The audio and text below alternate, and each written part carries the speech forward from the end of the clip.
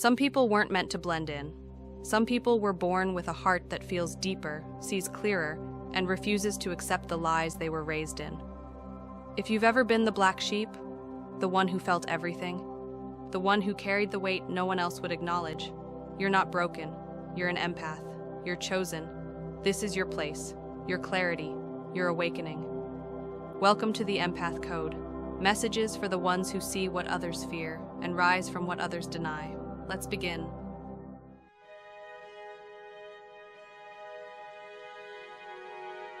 Welcome to this episode of the Empath Code. Today we're breaking down one of the most misunderstood parts of healing: why freedom from a trauma bond doesn't require bitterness. Research on attachment and trauma physiology shows that the body can confuse intensity with intimacy and chaos with connection. That's why leaving doesn't always feel like liberation at first. But here's what the studies also reveal. When your nervous system finally experiences consistent safety, the bond begins to dissolve on its own. Greetings. Welcome to the Empath Code. I am Minister Robinson, Church of Real Talk, founder of the Now Movement. And I thought it important that we talk about bitterness in this episode. When we come out of narcissistic relationships, we look at all of what we tolerated. We look at all that was thrust upon us, and we feel angry. We feel that we have been betrayed. And anger is an emotion. And what does the narcissist feed off of? They feed off of your emotions, their ability to trigger whatever emotion will satisfy their sick need to feel powerful. I definitely get it. I went through it. I'm going to be honest with you. I went through it. I went through feelings of anger and rage, and this person needed to pay for what they had done to me. The vengeance. But I'm going to tell you something. It's not all what it's cracked up to be. You have to, at every stage of this journey, choose peace over chaos. We're going to get deeper into this. However, I want you to stick around till the end because I have some healing tools. And believe it or not, I have free healing tools to help you get through this based off of my experiences. But we'll get to that at the end. Let's go ahead and get started right about now-ish. Here's the first code empaths need to understand. Your body doesn't respond to the story of the relationship. It responds to the patterns it adapts to. Studies on trauma conditioning show that unpredictable cycles, affection, withdrawal, tension, and release, activate the same reward circuits triggered by gambling. The brain starts chasing relief, not love. This is why chaos can feel familiar, and familiarity can feel safe, even when it's harmful. Your body wasn't choosing the person. It was choosing the pattern it learned to survive. You know what? That's why I said in the beginning, I get it. I totally understand it. That feeling of being betrayed and feeling angry and wanting vengeance that you feel should be justified. Because you're looking at, I'm not even going to say a person. This is why I call them demons. They are intentionally rewiring your brain, rewiring your nervous system. And it leaves you, once you begin to realize what it is that you're dealing with, it leaves you in a state of, I can't believe this. The first thing that hits you is doubt. Because you think nobody would go through the trouble of doing this intentionally to another human being. And that is a scary thought, that there are viruses. That's what I used to call my abuse. I'm like, you're a virus. Because as I started to awaken, as the fog started to clear, I saw that you just want to dismantle everything about me. Then came the feelings of this person. I really felt like this person low-key hated me. And in fact, and I've said this in other videos, sometimes I would just turn around and be like, why do you hate me so much? What is it that I've done to you? All I've done is try to help you. I've tried to be there for you. I've always had your back. Why do you hate me so much? And then we go down the rabbit hole, which is probably why you found this video. We go down the rabbit hole of narcissistic abuse, and we just say to ourselves, what the hell just happened? The person that's the thing. If you're not giving your all to the relationship, you probably would have no sense of anger. If you're just out there trying to get yours, get what you need and move on, you're not going to feel bitter at all. You're not going to have any anger. You're not going to want to have vengeance upon this person. However, if you did feed into that relationship, if you fed into what you soon found out was just an illusion, and then you find this person is doing a couple of things, they're acting like you never existed once the discard happens, and then on top of that, they're painting you as the bad guy. So yeah, you're angry. But let me ask you a question before you think I'm going the opposite way with this. How is your anger, even though in your mind is justified, how is it helping you? How is it helping you heal? How is it helping you repair your nervous system? These are all things that we need to think about before we jump into the deep end of the pool and say, we're going to make this person pay. I don't know. Put it in the comments how you feel about it. Let's move forward. Bitterness feels powerful in the beginning because after surviving emotional disruption, anger gives the body a surge of energy that feels like control. But research on emotional recovery shows that anger doesn't create freedom. It just creates another dependency loop. Your nervous system can't heal while staying activated. Freedom begins when the body learns stability, not when it rehearses the harm. You don't need to harden to protect yourself. You just need clarity. And clarity is what tells the bond it no longer owns you. So it's kind of crazy how I came up with the theme for this week. And the reason why I thought it's so important that I had to talk about this is I'm writing a book right now.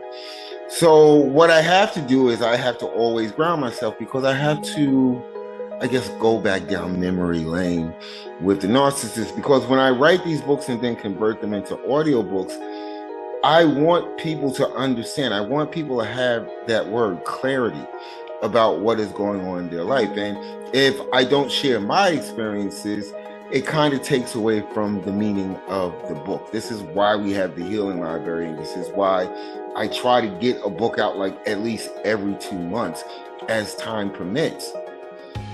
But back to the front of the ranch. The reason why I came up with this theme was while I'm writing the book, I remembered one of the last few conversations that I had with the narcissist. I'm not even going to call them conversations. What it was a trigger session. They were trying to say things under their breath, to trigger me. They were trying to say things, start conversations just to get a reaction out of me, just to make me angry. Again, we're dealing with a person that can't regulate their own emotions. So what they do is they try to regulate other people's emotions, thereby giving them a sense of power. So during the last few, I'm going to say weeks, as I'm figuring out how I'm going to get out of this, I kept my headphones with me. I always kept a pair of charged headphones with me, and I would just put them in. So that way I didn't have to be bothered. I could give my nervous system, while I still had to be there, I could give my nervous system the opportunity to heal. If I don't hear these things, if I don't hear the dog whistles, if I don't hear the things said meant to trigger me, I'm not going to be triggered. Kind of worked for a little while. I don't know why. But anywho, I'm outside and they're saying stuff and I'm in my pocket and I'm hitting the volume button to turn it up, and then finally I was just like, you know what? They're just going to keep on because they see I have the headphones in, so they're coming closer, talking louder. So I just walked away. And I heard somebody yell. I'm outside, so yeah, of course, I wanted those rooms. So I pull out my headphones and I turn around and I say, "Did you say something?" And she just turns around. She said, "Yeah, you don't have to be bitter. People break up every day. There's no reason for you to be bitter about it." Put my headphones in and continue to walk away. Because as I soon found with all of the conversations, see, She basically, if I had any doubts in my mind what she was confirming it on her own, because her need to gain a reaction from me was just insane. I mean, I could be eating something and something would be said, and I'm like looking like, what the hell is wrong with you? So that phrase actually made me sit back, pull away from the computer, stop typing, and I was like, but I'm not bitter.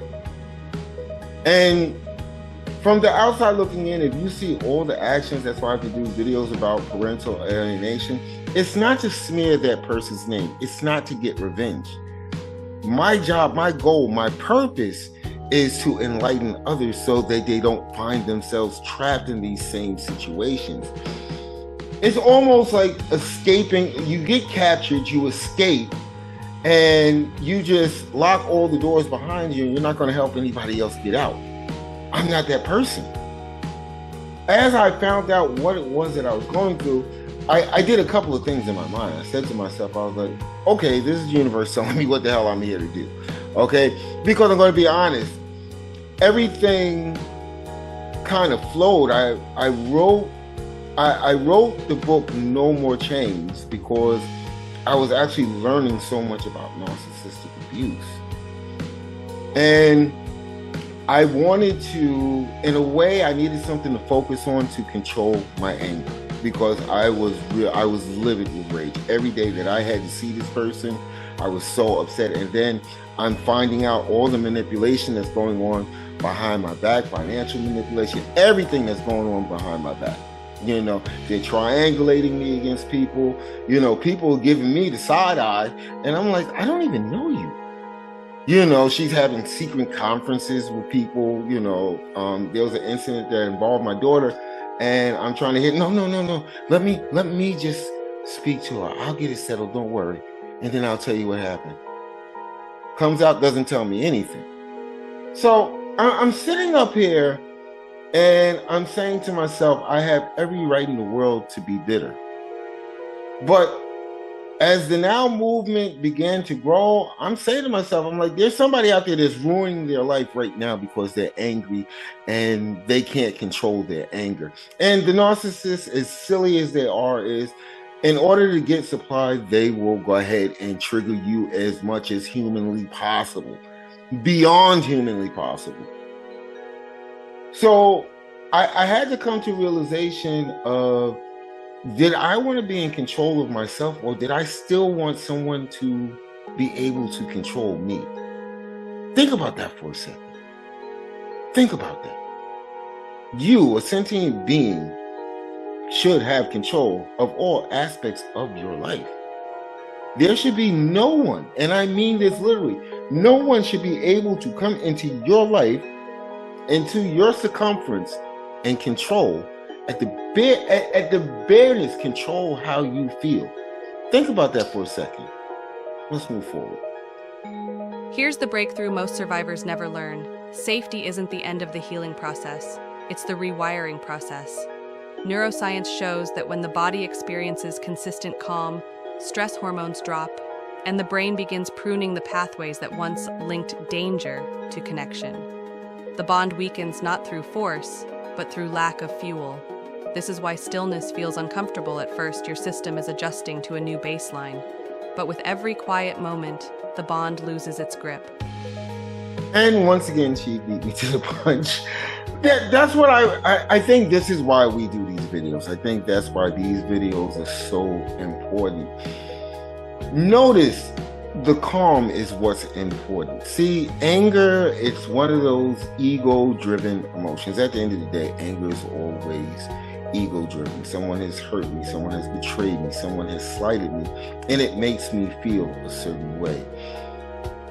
I'm going to tell you something. If you get through this, the sky's the limit. If you get through this trauma bond, and I know many of you can, if you put your mind to it, trust me, life will be so much better on so many different levels, and you will actually come to the point where you forget this demon that put in all this hard work to destroy you.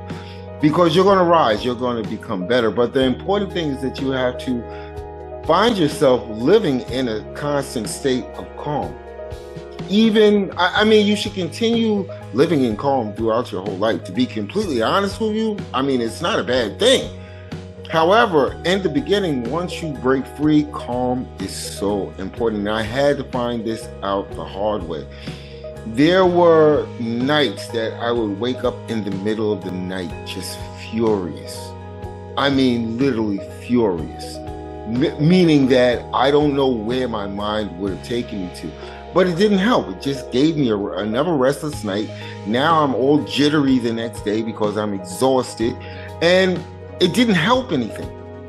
It really didn't help anything. And I think, well, I know for sure that's why I put Echo's Path out there, because there's grounding rituals, there's grounding mantras, there's grounding affirmations to bring you back down, take you from the dizzying heights of being furious to just being yourself.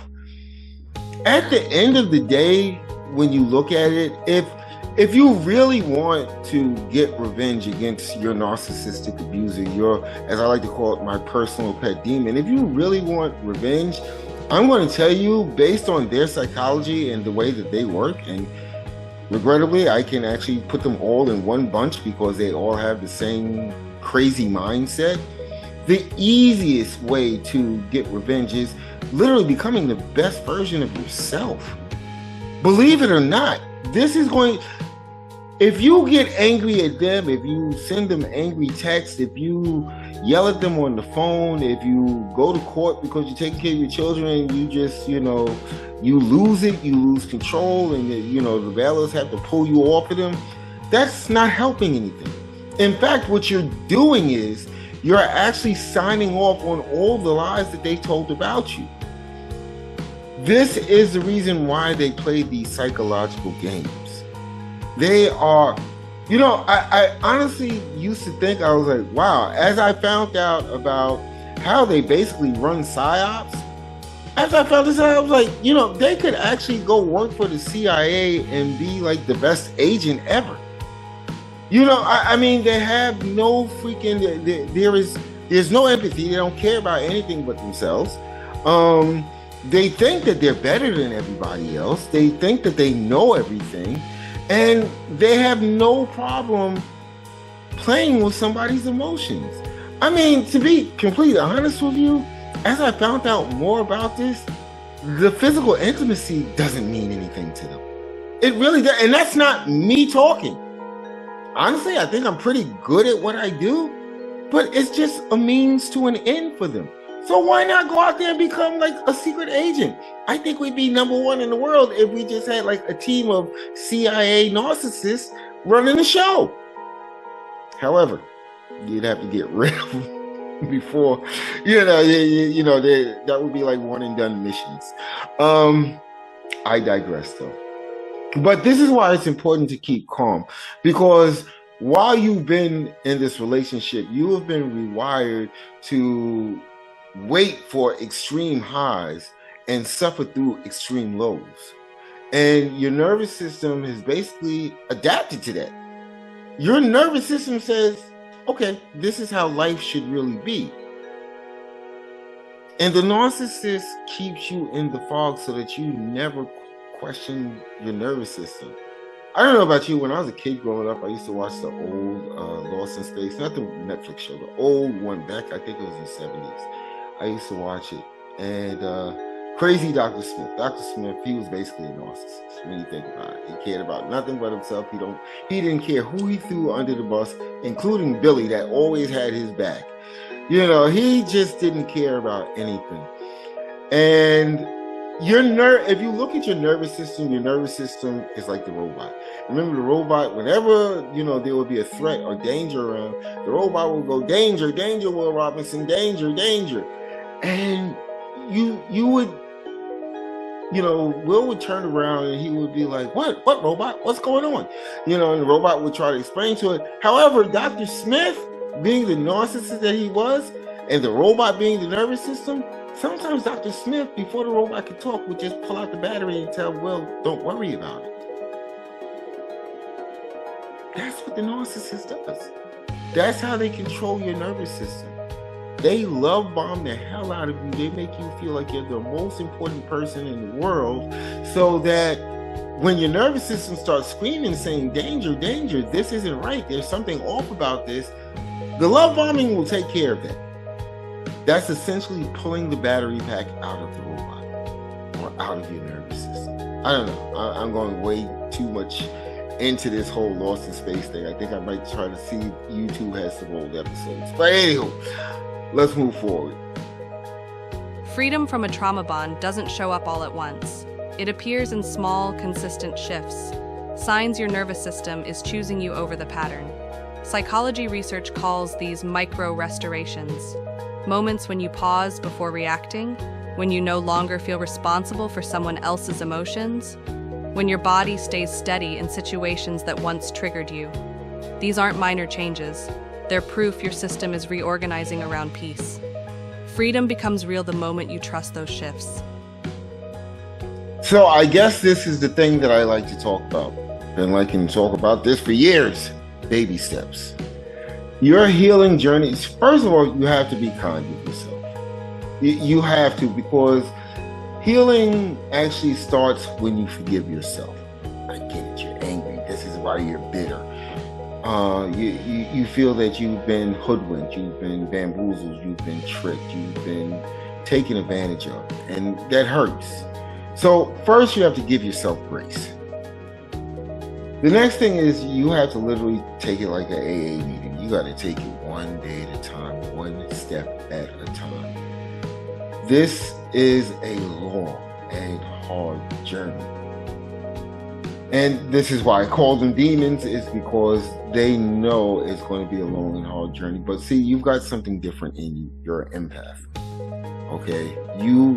You understand this. You're not someone who was left by the side of the road broken. And just for the fact that you're trying to find out information about this, you know, who does that doesn't want to heal, that doesn't want to find balance in their life?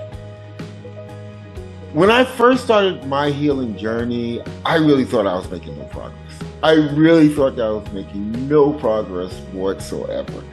I said to myself, you are going to be stuck in this crap for the rest of your life. You might as well go to another island and just live there. But one day I noticed a lot of things. I think the universe tests us, and then it gives us the lesson. I had a day where I was just bombarded. I didn't realize it until the end of the day. I was just bombarded with challenges, with people trying to make me responsible for what they did, their actions, their feelings, their emotions.